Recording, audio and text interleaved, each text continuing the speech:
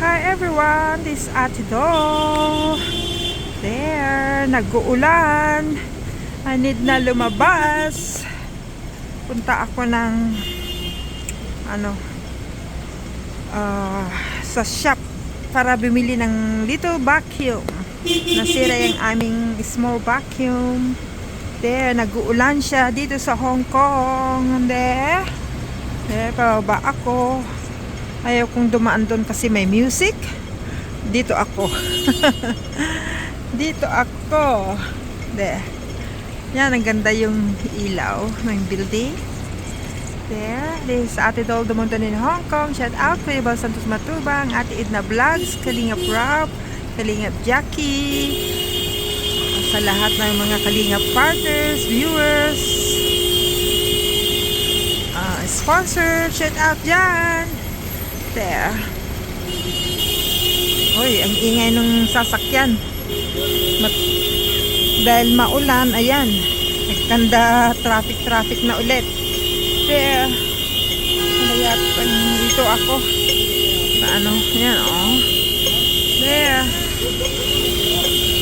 Uy, good Lord. Yan. Pinatay na yung busina. Yung naka-car ng white. There. Buti may payong ang mga guards sa building namin. Diyan ang land platform. May music dyan kaya iiwas ako. May mga live music yata dyan. Mga Pinoy sa mga resto bars. There, traffic traffic. Kasi maulan. Kaya mahirap buti kamo hindi kami tinawag sa peak home. Or else ang hirap naming kumuha ng taxi. Pag tag-ulan, mahirap kumuha ng taxi kaya lalo pag may hawak kang matanda. There. See? Traffic na. Kasi nag-uulan. Bakit nagganito na ang Hong Kong? There. Wala kaming pagkain sa bahay. Si Miss Celine, he needs something to eat. There. As wala akong maibigay pag hindi ako lalabas. See? Lagi tayo dyan sa YT para makasupport sa Team Kalinga Partners. There. Pasensya na yung iba pag hindi ko kayo nadadaanan. Kasi alam nyo na. There.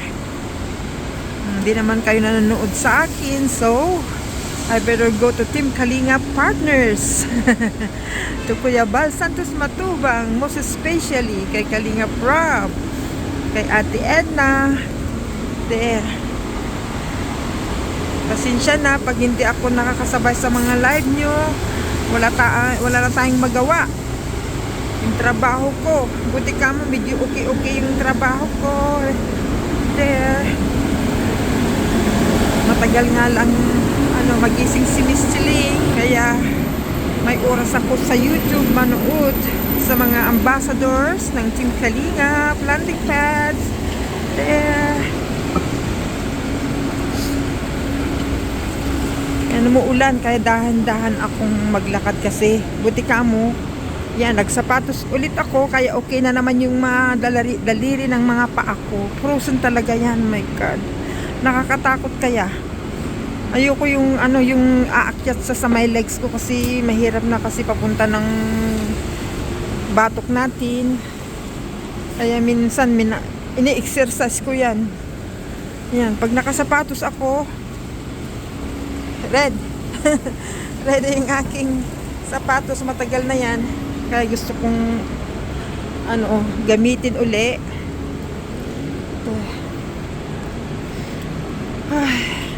Minsan pag medyo hindi maganda yung pagka-numbness ng aking mga paa, mahina yung mga paa kong maglakad para akong lasing. Yan, tignan nyo, puro traffic na. Ganito pag tag-ulan dito sa Hong Kong na. Hindi naman ganito noon. Kasi dumami na ang tao. Kala nyo, there. Buti ka mo, hindi ko nilabas si Miss Celine pala kanina.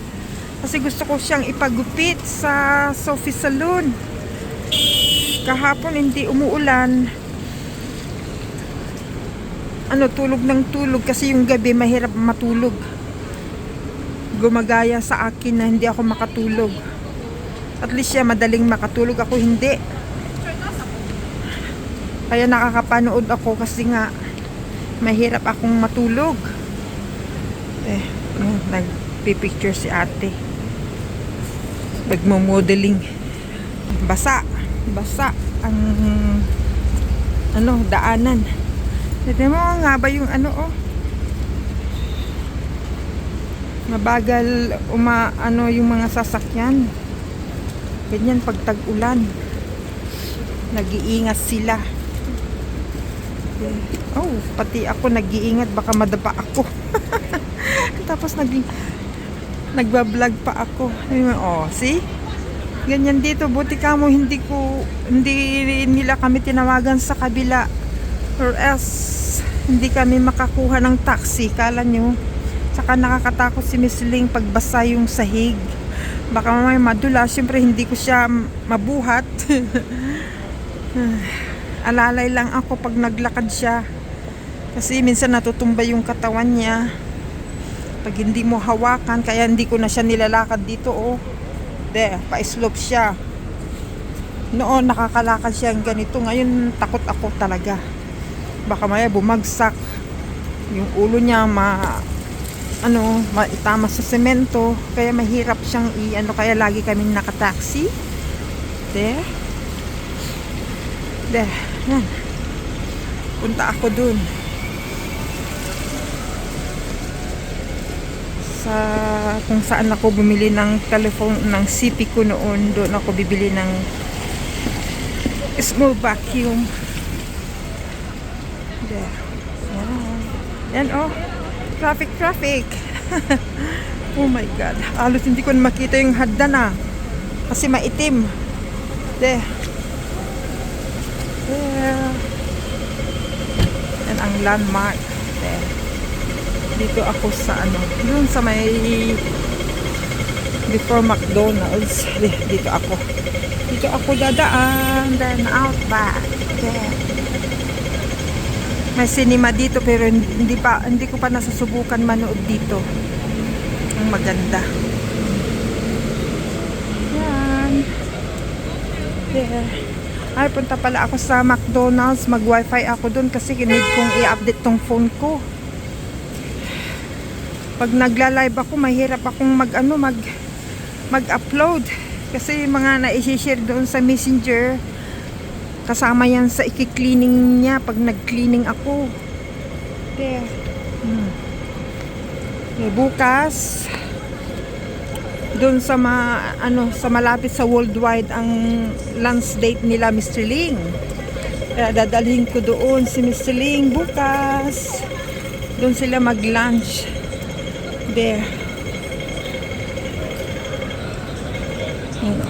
Magsiwian na yung mga tao.